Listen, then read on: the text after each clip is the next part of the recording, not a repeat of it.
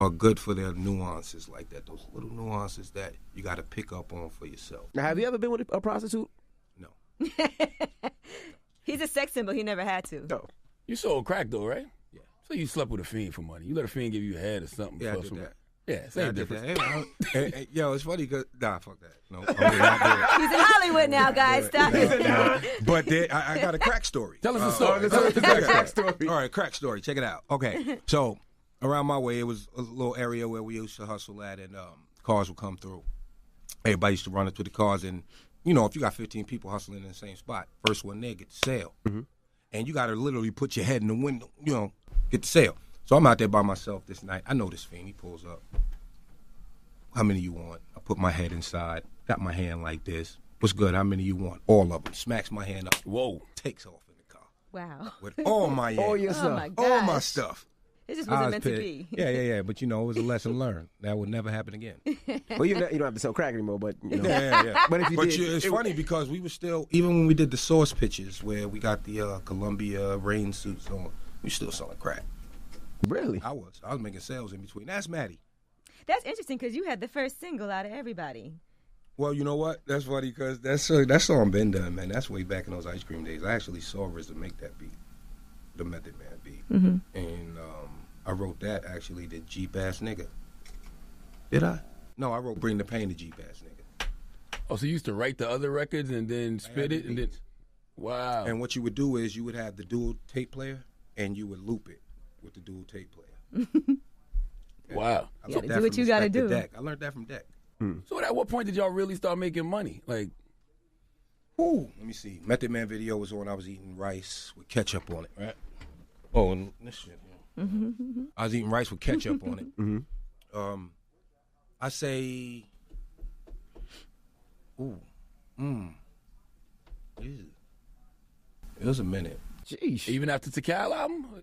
Well, the Cal album came out. You know, it was still a little tough. I was still learning. But I After was all getting, the albums, the tours, and all I was that? getting solo money then, so I don't know what the rest of the dudes was doing. Right. I was getting solo money, and it was like I was getting $2,500 a show, $2,500 a show, solo.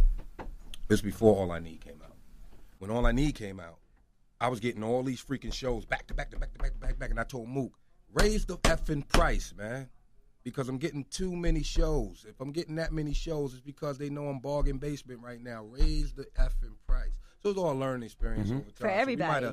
So we might have cheated ourselves out of some money occasionally here and there from lack of knowledge of the business. But when we started getting money, yeah, there was some madness going on. Nail salons, woo hair shops, mansions, and crap like that. Everybody had cars. It was crazy. You think being broke makes you make better music?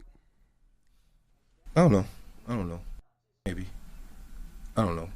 You have more time to focus on more things because if you broke, you ain't got no job.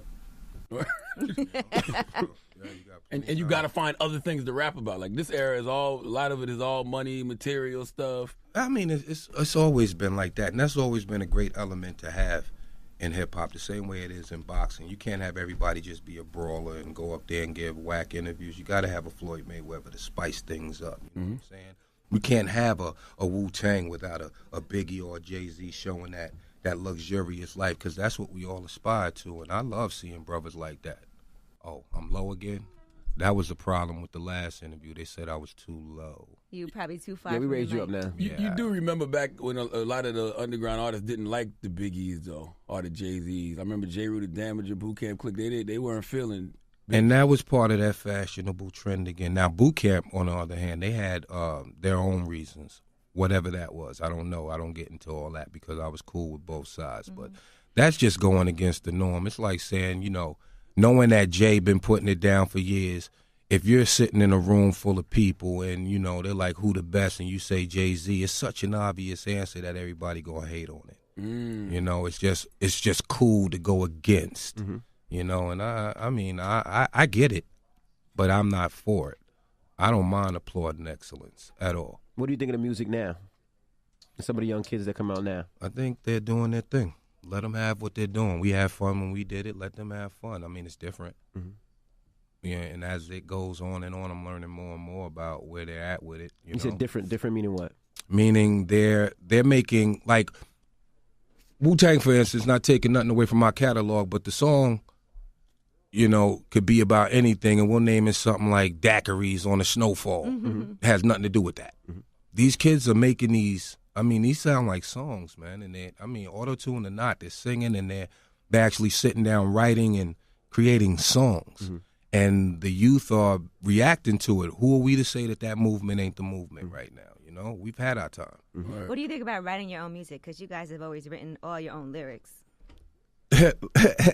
You had people in our era that didn't write their own lyrics. You know what I'm saying? Dre, I don't think Dre wrote any. Well, yeah, but I mean, you guys, whatsoever. as far as Wu-Tang. Guys that were considered MCs. We never looked at Dre as an MC. Oh man, Or yeah, Diddy. is this the Drake thing? Nah, I No, don't it's think not so. just about him. Because I in like general. Drake. I'm just talking about you. Like, what do you think about? Can you be considered a great lyricist if you don't write your own lyrics? No. I mean, that's been answered already a million times. No, there's no way. How can you be a great lyricist if you're not writing it? It's the person behind you that's writing it. They must be great. Do you look at artists different if you're like, okay, they didn't write that No. as a hip hop artist? No. I like good music. You know what I'm saying? I rock to a lot of Beyonce stuff. And But I mean, as she doesn't hip-hop, write all of it. They always say hip hop is different, though. I get it. Because you're supposed to write from your own life experience. But since hip-hop has come to the forefront, and you can't look at the charts now without seeing a hip-hop record on there, a rap record on there, it's par for the course. It's called elevating. It's called growth. So if this is what it is, let it be that. I mean, we could always keep our pure whatever it is. Because, I mean, jazz was big at a time. And Miles Davis, nobody could tell him he wasn't the baddest man on the planet, even when as many people weren't listening to jazz anymore. But there was always that crowd that would show up for those venues. Me and Redman have that now. I like to equate it to that because when we go on the road, it's a lot of kids there, but a lot of older people from our era are there also. And it's great to transcend between each generation. And because when you do that, it's like you're giving them another look at what hip-hop was, and they're giving them a look at what hip-hop could be, which is great. Is it ever intimidating for other artists that have to be on shows with you and Redman? Because you guys have a lot of energy I wouldn't be without any intimidated. special effects or anything. So imagine, you see a lot of hip-hop artists that go out there, they just kind of walk back and They have forth. some effects. I've seen them fly across the stage. they- The that That Hard was Knock different, Life- though. We had to keep up with those dudes. They were, you know what I'm Hard Knock saying? Life tour, they was definitely flying through the air. But, yeah. And what was the question? I said, was it intimidating for other artists? You know what? I don't think so. I mean, I wouldn't be intimidated, especially if the show that I've been doing is a good show and it's going across with the crowd. Only people that would be intimidated by that is people that already put on bad shows. You know, there's some headliners out there that they don't look like they do. Well, their videos aren't that interesting, so imagine what their shows are going to look like, you know? And I'm not taking anything away from anybody, but in the same sense, taking everything away from everybody. You know, most artists don't That was want to some open up, pimpology. but y'all opened up that tour, and y'all didn't have a problem opening up that tour. Most people are, I don't want to open up. I'm not opening up the show, but you guys did it and had no problem doing it. Seen them checks? I didn't see it. Yo, it was nice we went on where the lights were still on. You know, DJ Clue was still up there. You know, people were still trying to get to their seats type of thing at the concession stand. But no lie, and Jay can attest to this, by the end of our set, it was packed. Right. And they were enjoying themselves. So I say, yeah, put on a dope opening act, whatever the hell it is. If we're going to go out here, we're going to rock it to make sure that these dudes got the best crowd when they come out here. We ain't going to kill the hype.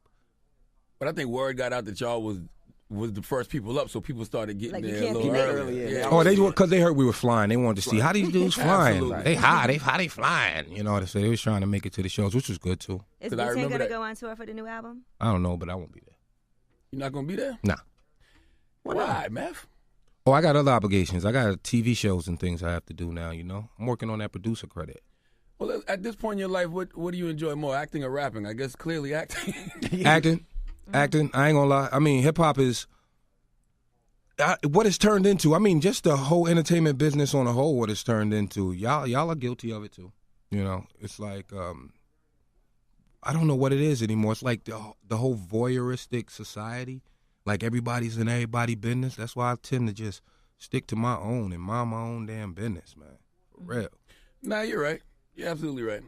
Yeah. And you That's kind what of we get paid for. you realize that also too when you start seeing people talk about you, so to speak. Yeah. And you see things about yourself, and you're like, I know, now that's not true whatsoever. So it does give you a different approach. Yo, I'm sensitive, man. I'm a Pisces, so I'm sensitive, you know.